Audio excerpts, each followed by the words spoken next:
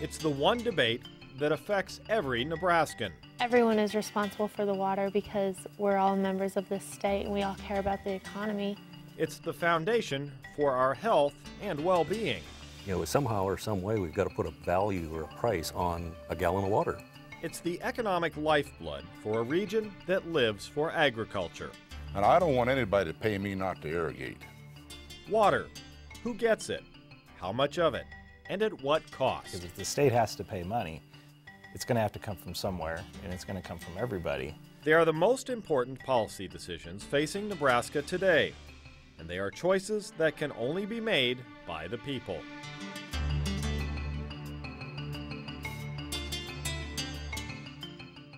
Hello and welcome to another of NET Television's By the People discussions. I'm Mike Tobias. It's always our hope in these citizen deliberations to provide an opportunity for a cross-section of Nebraskans to share opinions on the big issues of the day.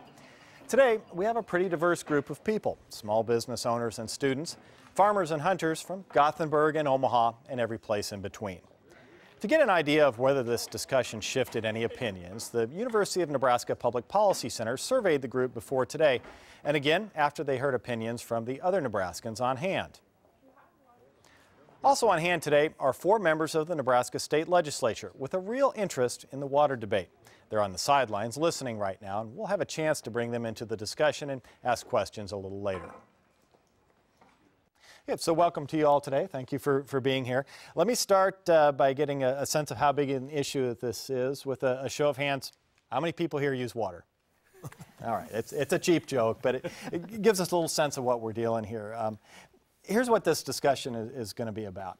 We hear a lot about the specific battlegrounds in the water wars, the Republican River, the Platte, our farms versus our cities. What rarely gets talked about is how we should be making decisions about who gets how much water. We want to start with a little background on those big debates, and NET's Bill Kelly prepared our summary. There is nothing worse in the world than to be a city manager and get a call one morning and be told that your community is now without water. People at the interstate didn't have water, people trying to take showers in the morning didn't have any water, and that's how serious that water situation was. Sidney, Nebraska got a nightmare vision of how serious the demands can be on our limited water supply. And it was a quantity thing. We were in the middle of a drought. The irrigation pivots that surround us in the valley were going 24/7 as hard and fast as they could pump. And basically the aquifer got pumped dry. It was a rare but significant case. It's up to local natural resource districts to make sure water gets used in ways that balance all of the needs in an area. Over 95% of the water used in Nebraska is used to irrigate crops, often in areas where corn or beans couldn't grow without the help. Now, as cities across the state grow and the demands from businesses and homes increase, deciding who needs more water gets harder all the time. I guess most everybody feels that while the state of Nebraska owns the water, the individuals own the right to use the water. In other words, I own the right to pump the water through this sprinkler here that's behind us. And if you take that away from me, you have diminished my property rights by a substantial amount of money. If you're going to do that, I should be compensated for it. When states fight over water, it often gets down to the same argument kids have over candy. You got more than your share. Did not, did to, did not. Kansas made the case that Nebraska used more water than it had agreed to back in 1943. It's a compact created long before center pivots became a way of life on farms. Now, we got 3,714 wells registered in the lower Republican part of the watershed. So we're dealing with a compact that was written when they couldn't see what was going to happen in the future, you know. Even after natural resource districts along the Republican River put limits on groundwater pumping, state officials discovered farmers had used 100,000 acre-feet of water above and beyond what should have flowed into Kansas. Hoping to keep everyone out of federal court, Nebraska, Kansas, and Colorado entered into a new agreement on how to divvy up the Republican River. By using a lot more water than it agreed to, Nebraska put that out-of-court settlement in jeopardy. They'll go back into court, and the judge will say, Kansas, well, what do you want? And, and you know, it could be, well, we want all the wells shut down, you know, we want this much money, you know, whatever. And, you know, that'd be an awful difficult situation for us. Should too much of the Republican River continue to stay in Nebraska, this state might be required to spend millions of dollars to compensate Kansas. Severe restrictions on water use could shut down irrigation on thousands of acres of farmland. What we're talking about is economic disaster for a lot of rural Nebraska. I believe if we continue to make good faith efforts and we show the state of Kansas we're doing all we can, but the drought persists, then 2 or 3 years down the road here, when those decisions get made, we can go to the Kansas governor and the Kansas attorney general and say, hey, look, let's be good neighbors here. We're not in the position of saying, oh, it's okay to not live up to the terms of the settlement. We just can't do that. I don't think our water users would stand for that. It's not a neighboring state, but the diversity of life competing for the limited water available along the Platte River in the middle of Nebraska. The U.S. Fish and Wildlife Service found that dams, reservoir construction, and diverting water for many needs of people had put at risk a number of other species, especially whooping cranes and the tiny piping plovers. We depend on these same habitats too. We're going to depend on us taking care of this river, which is the lifeblood of our state. According to biologists, controlling the water flows along the Platte altered the places some birds like to nest, feed, and rest while migrating. And it's the perfect place for them to spend the night. They can fly out 1 mile or 2 miles to the cornfields and wet meadows during the day, fly back to the river at night where they're safe from coyotes and other disturbance. So there's really no other river in central North America anywhere close to the Platte. Nebraska's governor was asked to sign on to a plan committing Wyoming, Colorado, and the federal government to begin restoring the wildlife habitat lost along the Platte. I don't know that we can ever bring it back to the way it was. I think that's, like a lot of things, that's gone. It's sort of preserving what little we can preserve and hope that our children, etc., can get some sense of what the Platte once was. While other states will make millions in contributions, Nebraska won't pay anything. The cost is still considerable. That money will be used to buy or lease land in the Platte Basin. Farming and ranching on those acres would be reduced or stopped. I don't know. I think this would be a desert around here in 10 years if we ever took irrigation away. You know. Farmers pumping groundwater would be more likely to lose water rights than those using water taken directly from reservoirs like Lake McConaughey. You know, McConaughey and all these reservoirs up above, I don't know why we have to release that much water when these birds come down through here, because they're just as satisfied in 1 inch of water as they are 3 feet of water. There would also be charges made to those irrigators who continued to pump water out of the Platte after 1997. That could be a substantial bill. We try to get away from urban and rural. We've sort of seen some of that splitting away, but I'm hopeful, keeping a positive approach and continuing to work down that road, that we can get all the water users together and find solutions. And I'm very upbeat about that. Back in Sydney, the immediate solution was painful for the city's residents. The city bought land and drilled new wells. 18 miles of pipeline carries water to a huge holding tank and onto homes and businesses. The pain that Sydney felt is pain in the pocketbook too. Every man, woman, and child in this community will pay $2,700 over the next 17 years on that water debt. There may be a desperate competition for water in the near future, especially along the Platte, from McConaughey to the Wyoming border. So our entire district is either over-appropriated, as the peach-colored areas show, or in the white areas is fully appropriated. That means businesses, communities, and irrigators already use as much water as permitted. or, in the over-appropriated areas, more water than is even allowed. Well, the question arises, if you've got a population and you're a growing community, are you going to have water, more water, to provide for that growth? We got to come to the realization that people and jobs are as important as corn in this state. It would be just like us going up to Omaha and Lincoln and say, oh, by the way, we've overdeveloped. Maybe the outside half a mile around the city, we're going to have to condemn that, and you people are going to have to move out of them houses. I mean, you know, nobody did anything wrong, but all of a sudden it is wrong, and that's what's happening down here.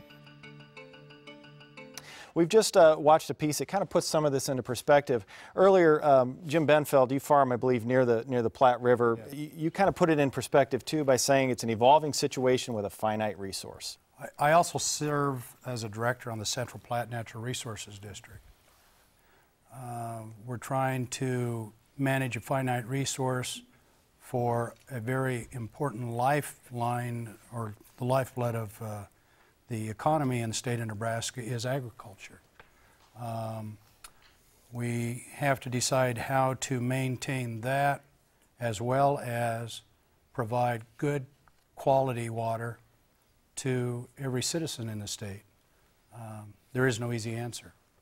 The population of Nebraska is more concentrated between Omaha and Lincoln, and if there is an issue that requires some sort of either payment to these other states that we are sharing the resource with, or some type of subsidy that needs to go to the farmers, it's probably going to manifest itself in terms of a tax issue, which will affect everyone in the state. It's going to affect all of us eventually, because if the state has to pay money, it's going to have to come from somewhere, and it's going to come from everybody. But I can see where there could be a very big split where the big cities are going to say it's not our problem. The farmers need to take care of it because they're the ones using the water. And you're going to see a lot of, you know, animosity back and forth and bickering and stuff, and it could get really ugly. You work at a bank here in Lincoln. I do work. How much should you have to pay? I don't know. Somewhere in that, how much does it cost is, you know, like, how do you put a value on that gallon of water? If the state owns it, you know, how much is it worth? You know, I don't know that the state has ever put a price tag on the water that we do have. Gail Binfield, I know you farm right around the Platte. Right. What do you think about that? Well, I think we're going about it in the wrong way. I feel that there should have a statewide moratorium on all irrigation well drilling until they can find out just exactly where we're at. Because there's places that have no moratorium, where I live in one, and we've got domestic wells going dry, and you drop into the other Central Platte where my land is at, and we can't drill a well. We can't even, one piece stays dry, it's dry land, that's what it is. But I think this should be statewide until we know exactly. We can do tests through these different wells and everything, because we're going to have to come up and not wait till it's too late. Have you ever tried dryland farming? In the last 8 years, it hasn't made one dime. You just can't farm without the water.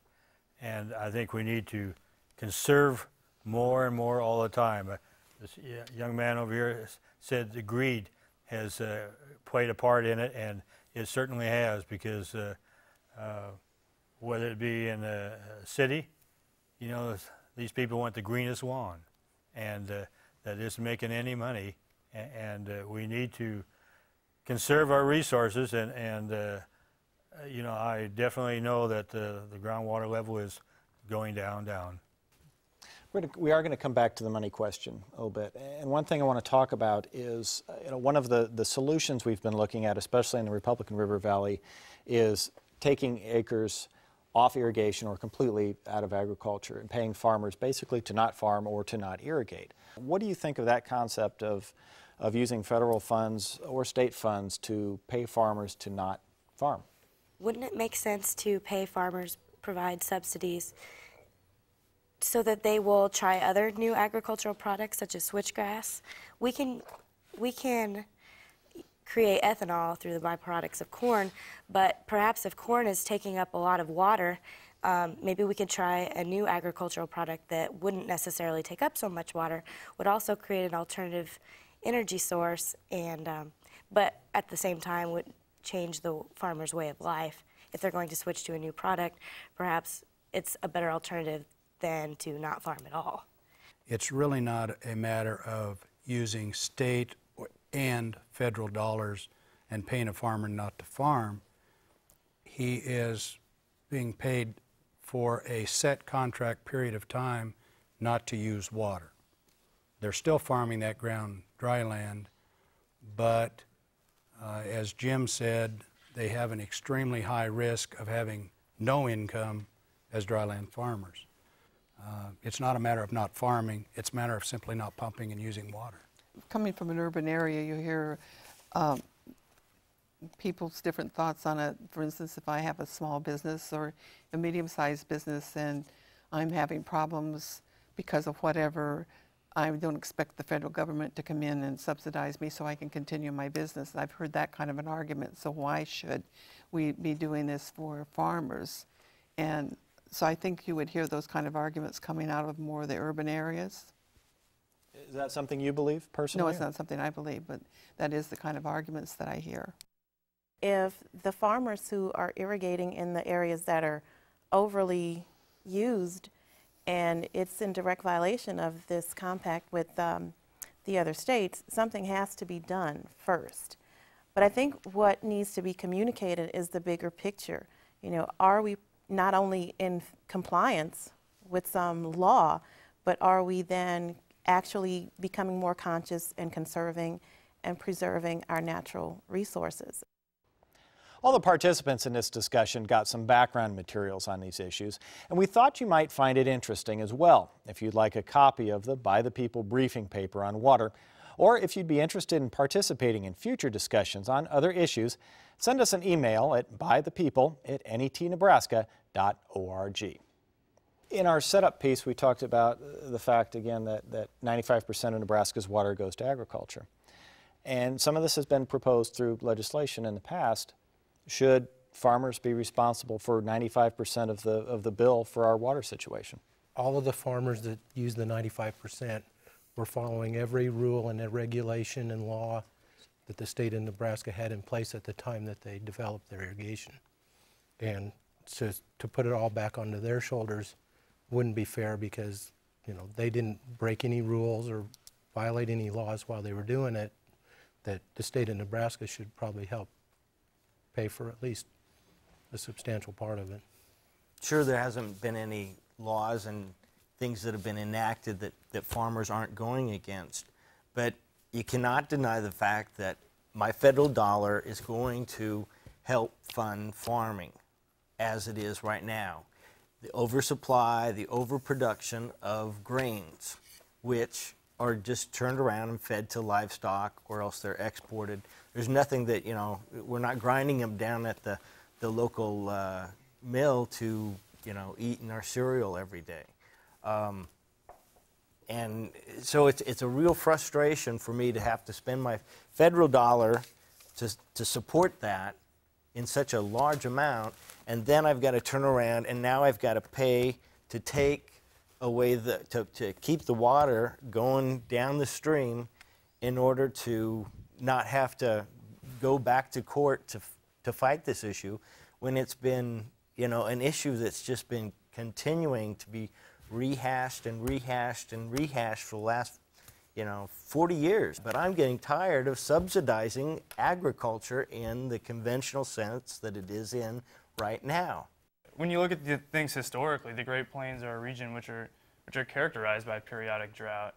And when you look back through the past several hundred years, drought hits, you know, every 25, 30 years, something like that. And I think people react and say, you know, they lament the drought that comes, and they say that, you know, it's causing all these problems. If we can just wait it out, things will get better.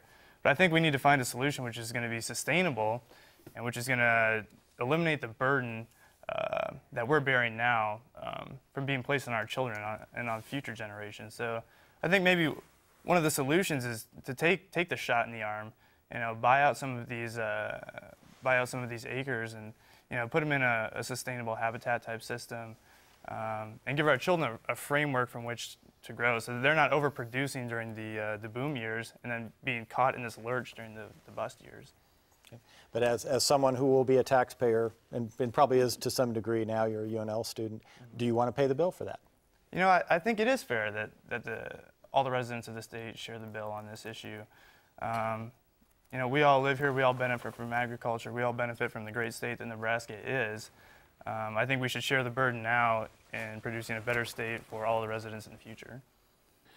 We had some of the best corn and beans we've ever had, and we had some serious injuries in the family in the irrigation season, and we didn't water nearly as much as we normally did and still had as good or better. So I think we're actually, a lot of us are overwatering, and that somehow, I don't know, maybe the metering, that's a terrible way to talk to try to get it stopped, but maybe that's the only way, is you get so much water per acre, and that's it. I think agriculture is changing a lot because there is a lot of people that are looking for alternate ways of making a go of it. The corn breeders are breeding up these plants where they use less water, and it's all biotech. Whether that's all good or not, I don't know, but they're getting traits in there that would do wonders. The power companies trade credits for carbon dioxide. That's a bad thing, and so there's a price now attached to using more or producing more carbon dioxide. It'd be kind of curious if the legislature could figure out a system to allow a market-based credit for over-appropriation of water. Then you'd get some of the return for that investment that you made. If you could find a way to do it a little cheaper, a little less water, why, you'd make a little more money. You'd get a tax credit. It'd be incentive-based. I'm going to change directions a little bit here, and we're going to get off the money issue and talk a little bit about process. How do we decide all of these various issues that we've got to deal with, some more immediate, some long-term, in terms of Nebraska's water supply? Is this a federal issue? Is it a state issue? Is it a local issue? Who do we want involved? Who do we not want involved in these decisions? Nebraska is very unique in the fact that we're the only state that has set up a natural resource district system where we have local control, and that was set up originally to monitor groundwater. And I think, we all like it when we have a local school board. I think the more local we can keep it, the better off we are. I think we feel more ownership that way. Well, I like keeping things at the local level too. I think everybody enjoys being able to make decisions and feel like they have some influence on it. I would question though whether farmers in different NRDs throughout the state feel as if they've been treated unfairly because of another NRD's policy decisions upstream, I guess, and whether they feel that maybe a more consistent policy across the state would be a better option. The NRD system is a very, very excellent base, but it's evolving. The drought has escalated everything that the NRDs are doing. We wouldn't be sitting here today if it wasn't for the drought situation is bringing everything to a head.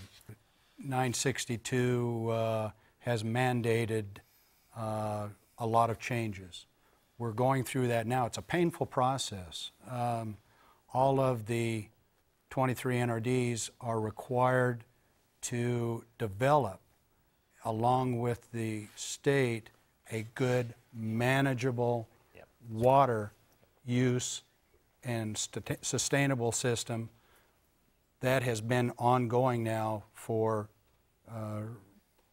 almost 20 months about, and will continue.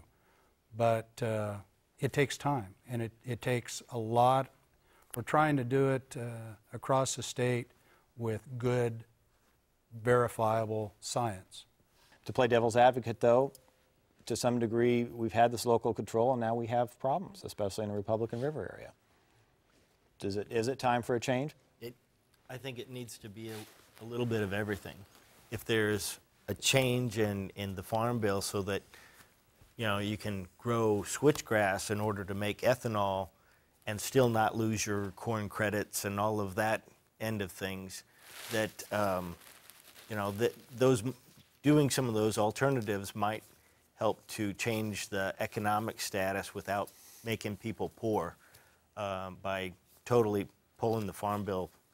But we also need to recognize that, you know, it is a state problem, and that, you know, it has to be discussed and help compensated throughout the state too. Here in Lincoln, we've got the Joint Antelope Valley Authority with the NRD and the city and the university, which is a state entity, working through an interlocal cooperation agreement. And I think that's a part of that evolving business, as well as learning, and I think that involves more participation. I think that's a wonderful model that could be morphed or tweaked a little bit across the state to give everybody some local buy-in, but also buys in some of that involvement from the state and federal folks.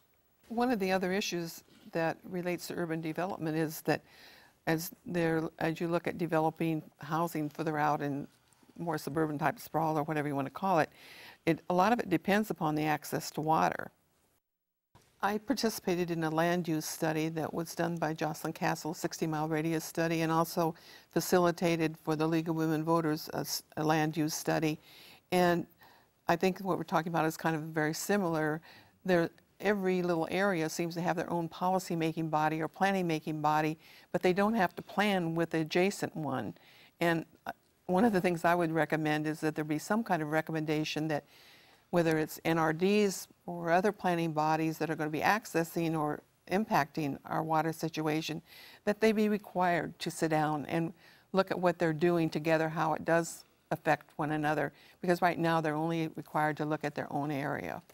We saw with the Republican agreement that afterwards the NRD did set out and we had more wells, giving the implication that we had enough water to the farmers that to do that. So, and I'm not pointing fingers at all, because I think the NRD is, you know, doing what they can, but I think maybe there's some social aspects of having that kind of really local control and going back to, you know, just being Nebraskans and having, you know, that kind of again, the social aspect of that with cooperation on the state level with the NRDs, because they're gonna know the areas a whole lot more than what kind of state control we could see to see problems. How do we decide that relationship with agricultural use and urban water use? You can't look at just urban use and just agricultural use. You have to look at everything together. And everyone is responsible for the water because we're all members of this state and we all care about the economy. And obviously, agriculture is a large part of our economy, and water use doesn't just affect a farmer who irrigates it. It affects a person in a city who benefits from having a good economy in Nebraska. I think something that's important to keep in mind is that, I mean, we've talked a lot about whether or not it should be put all on the urban or the rural, and I think the thing to keep in mind is that we have to look at what it's going to be like for the state overall. And so what policies can we make that will improve the state overall, and how is it going to affect everyone? We're going to take a little break here and then bring in our 4 state senators and continue our discussion. But before we do that, we're going to have a little homework assignment. We'd like each of you to write down one question that you would like addressed to our state senators when we bring them to the table for our discussion on water policy. And then when we come back, we'll address some of those questions.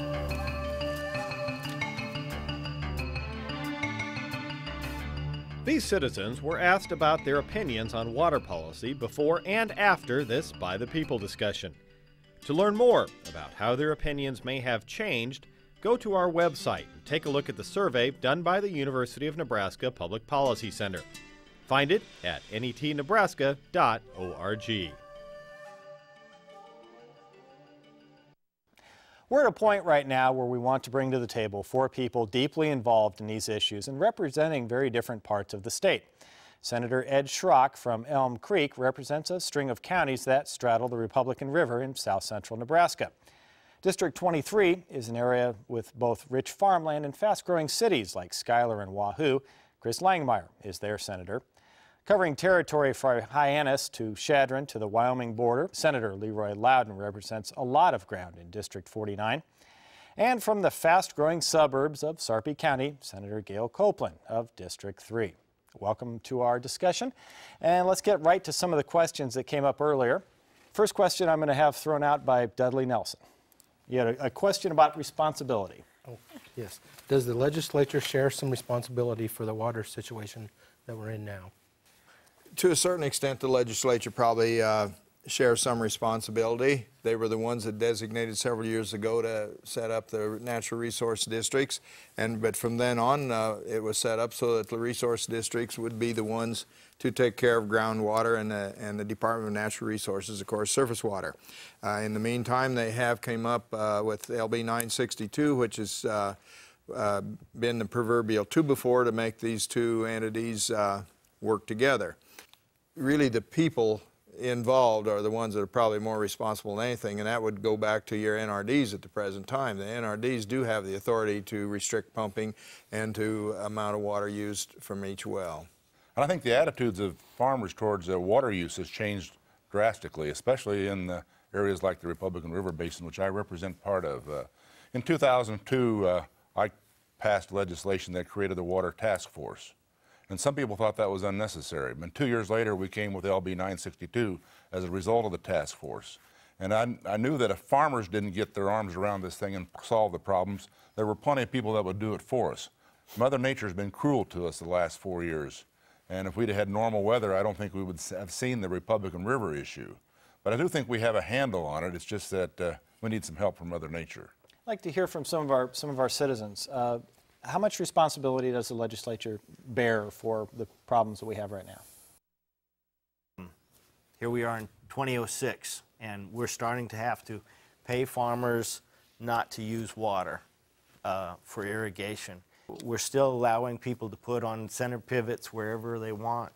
You know, it needs to stop at some point. We need to meter this, and as a taxpayer that has helped pay for this problem, I want to get some resolution on this. Let me say this about the natural resource districts. I think they've gone through 3 phases. The first phase was denial. We don't have a problem. The second phase is we don't want to do anything about it. And I think a lot of them are going through the phase now, what can we do? And I refuse to go negative on corn production and irrigated agriculture in this state. We might have to work smarter in the future, but it's a tremendous resource. And with the ethanol industry booming, you're not going to have to subsidize farmers anymore with this $3 corn and $2 gasoline. It's going to take care of itself. We won't be able to produce enough. And I don't want anybody to pay me not to irrigate. If we have to ratchet down or if we have to put some land aside not to irrigate, maybe we can do a percentage. But the state of Nebraska doesn't have the resource to pay farmers not to irrigate. I guess my question would generally be, how do you prioritize the entertainment value of our water resources versus the agricultural value, particularly in the denser population areas? And maybe if you could just highlight the situation with Lake McConaughey, what your opinion is on that. I think we're going to have to tie into recreational use and put it all together with some education.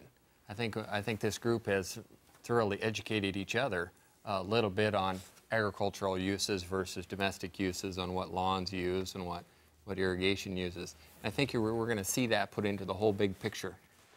Recreation becomes a very important part because you can't put 500,000 people in one small area and not give them something to do. So recreation becomes a part of it. When I look at the Platte River in my area, we have 37 miles in Sarpy County. Both the cities of Lincoln and Omaha pump groundwater from the waters that feed the Platte. So every time they increase their production, the Platte suffers. Every time there's an extra well dug in the Elkhorn or the Loop basins, we lessen the amount of water in the Platte, and we're killing our rivers. Should there be a minimum amount of water, a minimum pool that's guaranteed that we're going to keep for recreation in those facilities? Yes, I think we ought to have a minimum, and and it's follow the money is the mantra that always works. The difficult part is trying to measure that. You know, if 100,000 people are coming to Lake McConaughey, that's a huge economic impact, and how much is that worth? Well, if there was no lake there, there'd be no 100,000 people.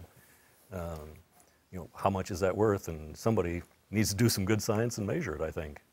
They are not required to have any minimum pool. No. But I don't think they would drain Lake McConaughey to the point that it would jeopardize recreation or the fisheries, because they know that it's important. And I think they've left enough water in these dry times to sustain that. And I think they'll set up their own policy without us as a state getting too involved in that. My question was, has limiting urban development ever been in discussion? It's a good question for Sarpy County right now because we are going through some of this. The county has a plan which has designated the Platte River area as a fragile area and seeking to keep a limited number of homes by determining how many acres they can build on. The problem comes when developers say, yes, but I can make a whole lot more money if I, instead of 10 acres, I drop to 5 acres or 2.5 acres.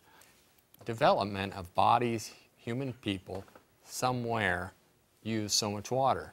Whether you put them in skyscrapers and put them 14 stories high, or you put them in homes in a subdivision. You use so much water when you take baths, showers, and your daily consumption. So if you're talking about water use, I don't think urban development is really the pinpoint to that. Maybe some education in conserving. Those areas take up such a small percentage of the total water consumption in the state of Nebraska. I mean, you could cut their consumption in half and you would still reduce the problem by 2%, whereas if you were able to cut irrigation in half, you'd eliminate the problem entirely. 50% of the problem would go away.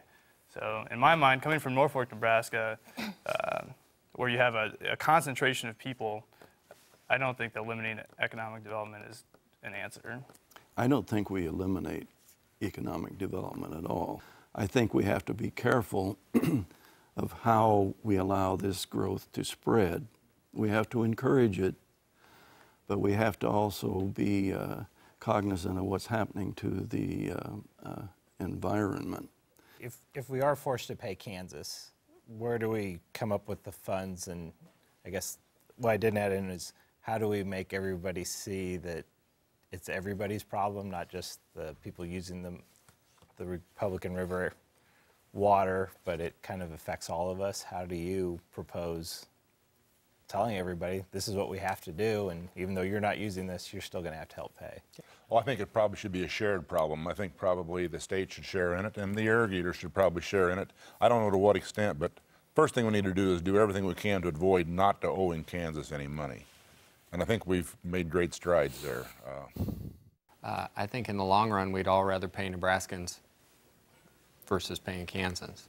I just think if that comes around, I think we're going to have a lot of discussion to what we've done and how we've handled the situation.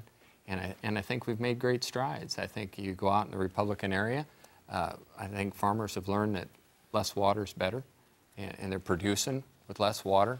I think you're going to see a shared future to come up with funds, whether it's going to be state funds and it's going to be local funds with irrigators chipping in. And that goes back to education. We're going to have to educate this whole state of why this is important to them. If we, everybody says, I don't want to pay as a state to retire acres in the Republican River Basin, but we're all going to pay as a state if we end up having to pay Kansas some money. So we're going to pay as a state either way. When you say who should pay, probably a lot of people should pay. It depends on how philosophical you want to get. Urban development takes out farm ground, and a lot of that farm ground has been taken out in areas that have sufficient rainfall to produce crops without irrigation. That has to be considered, because are we going to go into these areas and stop urban development on certain classes of land, because that can be used for food production?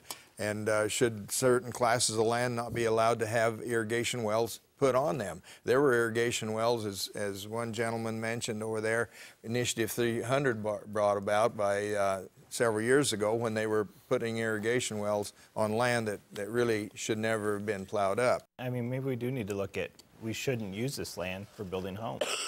for the mere fact that if you don't have to irrigate it and it can produce, that's its best use. You know, do we want to use land that we have to pump water on constantly to try to grow crops? You know, you almost have to look at it that way. It's kind of drastic to say, sorry, you can't build any more houses out here because this is prime farmland. But, you know, that's its best use. We have to look at, you know, our best use practices. What are we using our resources for? It makes me think of the same way that you would run a household. Where would you, if you didn't have enough money to pay your bills, you'd start to look at where can I cut back first, what do I not need? So when we're looking at land, we're going to look at where can I farm the best, and that should be where we would farm, and then where we can't farm as well, we would do houses. Just seems to make sense. So growing up in rural communities, I understand it's not quite that simple though, because you have, you know, rural economies that are dependent on the farmland that's being farmed in that area. Right. And a lot of these towns will go dry if the farmland's not being used in those areas. And what are you going to do with those people? I just never have figured out why you give the NRDs, give them 3 to 6 months to go ahead and put in an application, put in a new one, and it's caused all kinds of irrigation wells to go in. I've seen it happen north of Alma. I've seen it happen right over in Adams County. And look at the figures in here in the lower Republican. After this one deal, there was 239 new wells drilled. And the overall Republican basin, 800 since '98. And it was mainly out of fear. And we should have just bingo when we see this happen. This is it. No more. We get hit, driven home day after day after day. We want local control. And the NRDs are the local control for well drilling in Nebraska. And as long as we want that local control, it's going to be up to them to make that decision. Try to get the board like you want it. Can't be done. That's what you get as a voter in your district. Maybe you need to go some door to door for some candidates. But right now, the NRDs, you know, 10 years ago I served on the NRD for 7 years. When I first ran, nobody wanted the job. Today it's a pretty popular job with a lot of headaches. So those NRD board of directors have had to evolve. Well, if I'd have proposed a moratorium in the Republican River Basin back in 1998 when I was elected chairman of the Natural Resources Committee, the next election cycle, the people in my district would have thrown me out of office. Probably 962 should have been passed 10 years sooner, but there they would have thrown us out of office had we done that also. And so this takes time to evolve, and we go too far, and then we have to come back. It's just the way human nature is. And unfortunately, with the moratorium, history is a great teacher. There's a lot of mistakes made. That's in a nutshell, in my opinion. In our NRD, in 2004, the Department of Natural Resources really came out and forced us to put a moratorium on, per their requisite. At that time, in hindsight, it would have been better if the entire Central Platte would have put a moratorium on 100%. We made a mistake. We can look back at that now. But there's immense steps being taken now. And we are going to get back to where we need to be. But at this point, I think we have to look at the water tables as they are now and say, it's time to stop. And a moratorium may very well be what we need statewide until we begin to see how we can replenish some of our groundwaters. We can't sit back and say, well, we've made mistakes, but we're going to correct them in the future. I think we look at where we are right now, and the water tables are far too low. And in order to correct that, we have to stop on the wells at this point. When the technology came around that irrigation could come in with circle pivots, then we started using that water for other needs besides drinking water and livestock watering. We started using it to produce a crop. When we did that, then we changed that over to a case where we were mining the water, and we were mining a natural resource rather than using it for what it was intended for, which is mostly drinking water. As you have, anytime you mine a natural resource, there's always a boom and a bust. And that's what we have to be careful about now, is as we mine that water and get too much out of there that we have a bust. And I guess to take a expression from Alan Greenspan, the idea is now is to try and find a soft landing so we don't have a bust with our farm economy by doing something to groundwater that would break the economy in most of our towns across Nebraska. We want to remind people watching at home that the University of Nebraska's Public Policy Center prepared a really useful summary of Nebraska's water issues for this program. It's available online at our website. You can also get a copy by sending us an email at bythepeople@netnebraska.org. We're also putting together a list of people who'd like to take part in future discussions, either on television or just over coffee in your area. Let us know if you'd like to take part. My question has two parts. What are your recommendations for addressing Nebraska's water issues in terms of A, the current lawsuit with the Republican River Basin, and B, future issues of water deficit? Well, first of all, we don't have a pending lawsuit with Kansas now. There's always a threat that if we don't come into compliance that there may be another lawsuit. We did settle for that, and we agreed to comply. And we're trying to get there, and it's painful. So I hope that answers that part of the question. I don't think we're at a point where we can say to the irrigation well owners that, oh, by the way, we should have told you a long time to stop, so you have to just completely stop. I think they have made some big commitments financially and so on, with the understanding that they were following the law. We need to respect that. So if we have to spend some money to buy back some of those rights, I'm willing to do that. Well, the Kansas issue is always the main point of discussion, but I think we're gonna have to get back and look at the quality of water at the east end of the state and quantity at the west, and how we can educate both sides of the state to which problem, number one, is more pending, and how that's all going to fit together. And I think you add in recreation, you add in a lot of other things other than municipal uses. That gets into tourism. Well, there's such a controversy on making any more dams on the river. You know, I see Kelmus and the Sherman Dam has been a very positive effect, but there's so much resentment, I think the word I will use, of putting any more on there. But how are we going to recharge groundwater unless we store up some of this water that leaves the state? And the Loup River, the Kelmus, the Niobrara mostly flows out of the state. And it's a sore subject, but yet I think it's one that we're going to have to look at.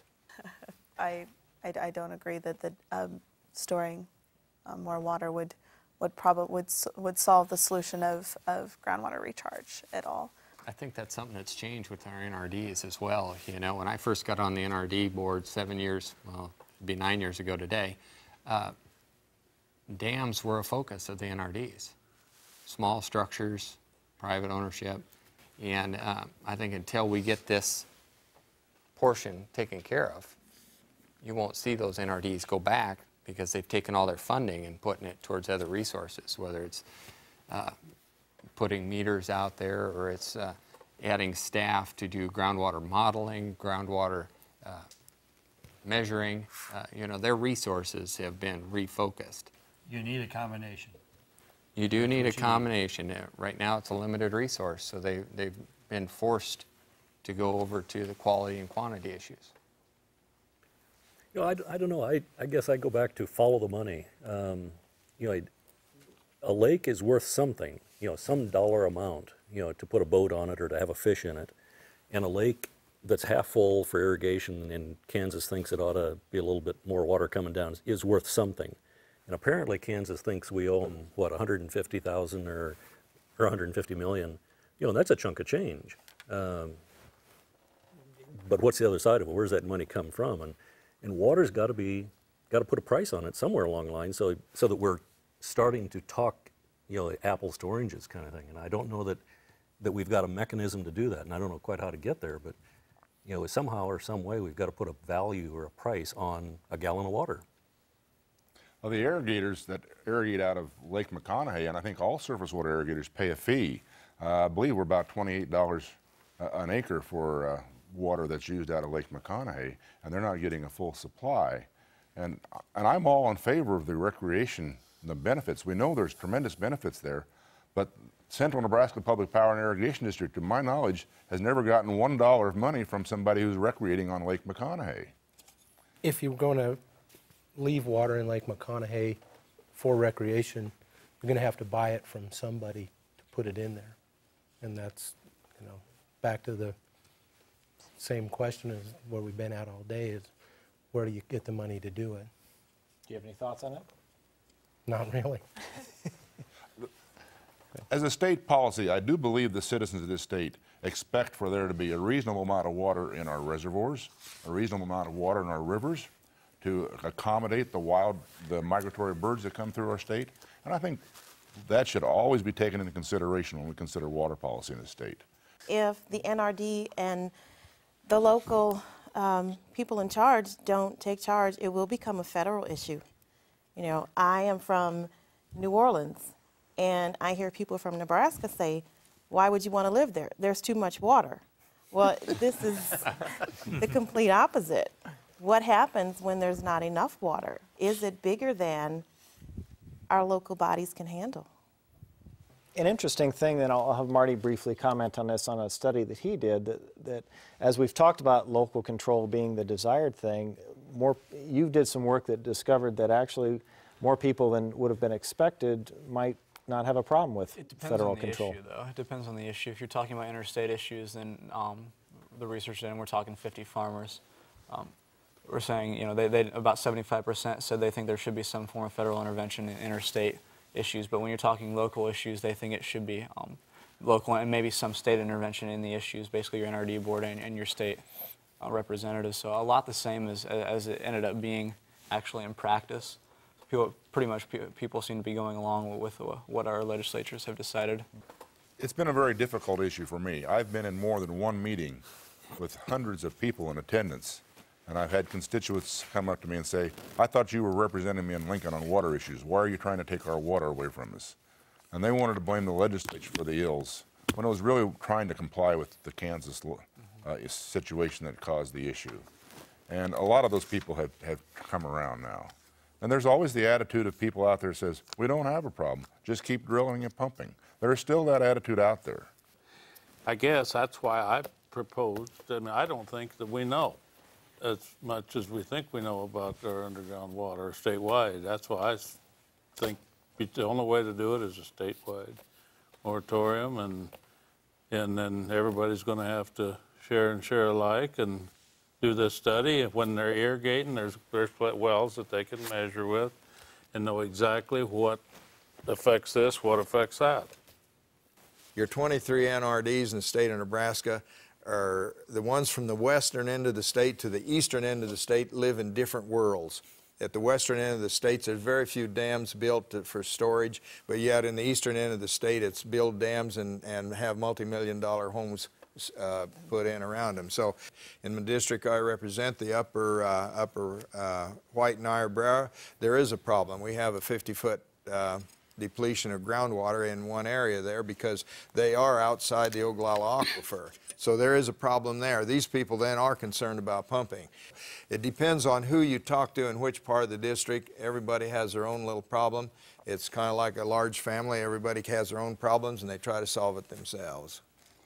You know, I really don't think that, I mean, obviously there's going to be some organization or entity that's going to have to take the lead, but I think really the way that, at least it sounds like to me from this discussion, the way that we're going to solve this problem is coordination among all agencies on all levels, because it's really affecting a multitude of people. It seems very difficult for me to think that the legislature could legislate things that is going to affect everybody in Nebraska, because we have such diversity of farming needs and water needs. From the eastern, which doesn't have basically any water needs, they have problems with water as well, but it's a different kind of problem it is out in the panhandles. I would probably like to see at least a temporary moratorium placed on the whole state until we have better information. We did fund $2.5 million a year for the next 2 years, and it's being put out in grants for our NRDs, mostly to study the groundwater and where we're going. And a lot of the argument is there science out there that shows that we really need it? What's the science behind that? You talked about the Kohai study earlier today. There's a lot of arguments that that's not worth the money we spend on it. But what is? And DNR has told us they need money for that. I think nobody likes to spend money to generate paper, but unfortunately, this whole thing is going to be a little painful and a little costly. But prior to that, we're kind of running in the dark. Well, I think some of the legislation that might come up in this 100th legislature is probably how we are going to pay for some of the technology that has to be out there. Water meters have to be put on wells so we know how much they're pumping.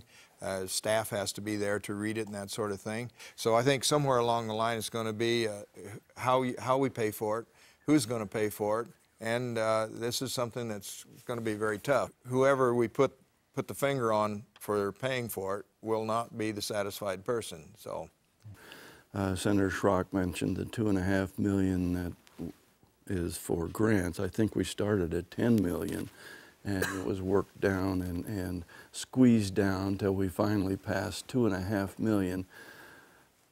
We passed it, but that probably wasn't enough. We need to revisit that and see what we actually need to do. And I would not be opposed to a 2-year moratorium on all well digging, all irrigation well digging. Every irrigated acre of corn, and 70% of the corn grown in this state is grown with irrigation water. Every irrigated acre of corn represents about 500 gallons of ethanol. We're soon going to export more ethanol in this state than we import petroleum products. And I think that's going to really bode well for this economy. So don't look at the farmer or the irrigation well as the villain. Look at it as an asset. We're going to have to manage that so we have sustainability in this state in most areas. Well, we knew going into this that no matter how much time we had scheduled, it wouldn't be enough to get to everything that we should get to. In the time we have left, we want to make sure that we thank Senators Schrock, Langmeyer, Copeland, and Loudon for not only sharing their insights, but also taking the time to listen as well.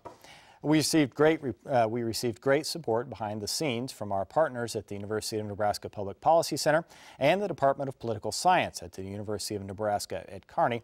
Our biggest thanks, though, go to this cross-section of Nebraskans who agreed to take part in our By the People discussion. For NET Television, I'm Mike Tobias. Thanks for watching.